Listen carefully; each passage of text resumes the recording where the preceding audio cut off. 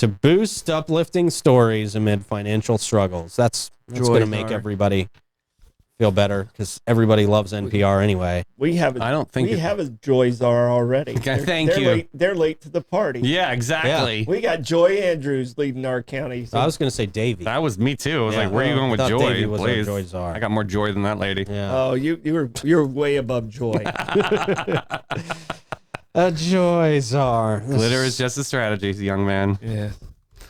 Okay. A Joy Czar. What did they do? This is an interesting job. Have they get paid for this? I guess so. Nice. National Public Radio, in an effort to provide listeners with a break from the constant coverage of wars and hyper-partisan politics, has appointed a Joy Czar to help find more uplifting stories. They really needed to. I mean, they couldn't just say to their regular story guy, hey, why don't you find a few more uplifting stories? I mean, yeah. You could have applied for this, Dave. That's why I'm kind of pissed. Could have. Kind of I'm pissed, a little angry.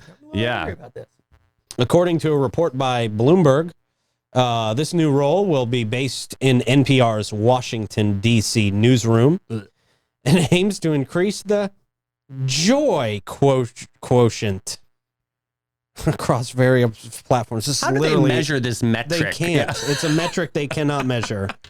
They're just word salading this whole thing. Yeah. As stated in an international memo. Oh, no, I'm sorry, an internal memo. Boy, I'm great at reading this morning. You're doing great. No, I'm not. This initiative comes during a challenging period for NPR with the last 10 years.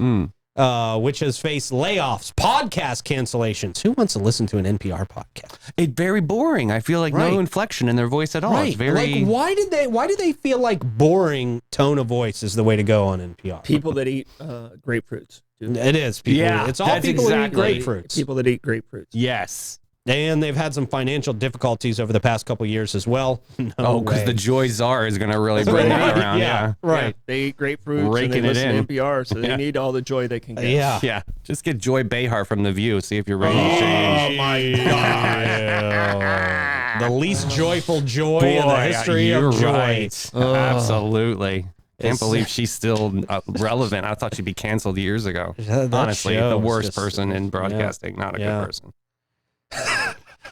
Not your best, and I hope this reaches her desk. Try harder. Try harder. Don't try at all. Just leave. Thank you. Retire. Leave. Perfect. Right. Go out I think she should take 2 weeks off in vacation and never come back. Start a book club. They love them. Yeah. The appointment of a Joy Czar is seen as a strategic move. I mean, bad strategy to bring more positive news to the audience and improve the overall listener experience. You know, instead of telling people, we need to know what's going on in the world. Why don't we just be honest with people instead of trying to say, oh, it's not that bad. It's great. Yeah, people want honesty. We don't need fluff. It's enough of that. Yeah, I feel like this is a buzzword, joy. Yeah, you know, it is just like weird was too. If you catch my drift, you know what I mean? They all find these words and hashtag the hell out of them. Yeah.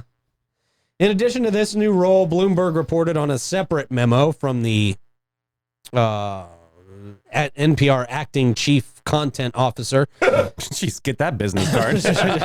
There's another person who needs to go. It's my other, Flip it over. Goes all the way around. See the rest of my time. Indicating that the broadcaster is working to expand its radio listener base. Who's working on expanding radio? Wow, innovative.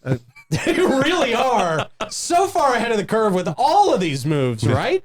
Well, vinyl made a comeback, so maybe I see tapes out there too. Maybe we're bringing back on common ground. Going back to the radio. The chief content officer noted that more than 2/3 of NPR's broadcast audience is over 45. Over 45 people? Grapefruit eaters. We're just over 45 people now, and we're hoping to get to 100 by 2027. That's cool. Invest in that, man. With the only growing demographic being those over 65. It's time to move on, NPR. I mean, put more emphasis on the podcasts and make them fun. Yeah. I mean, that's entertaining. Yeah.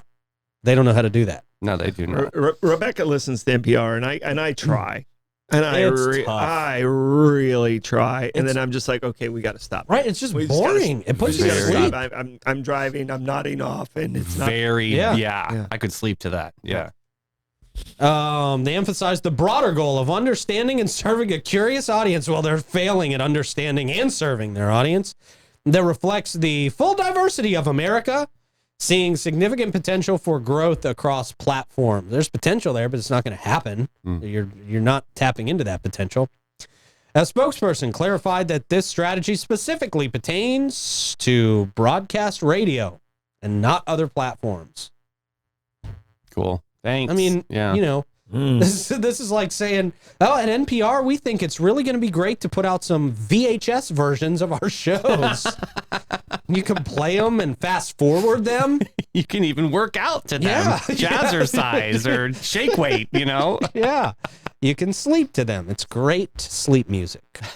Just. So far, as I'm listening to this story, the joy czar is already failing because I had more joy before this story came out. They were so into fluffing these words in the story, they didn't put any joy into it. Yeah, right. Everything they said meant nothing. Still failing. It was joyless. Yeah. Joyless. Joyless. Yeah. Yes. All right. Back to the local stuff. Good. Lots of people find joy in Bass Pro Shop.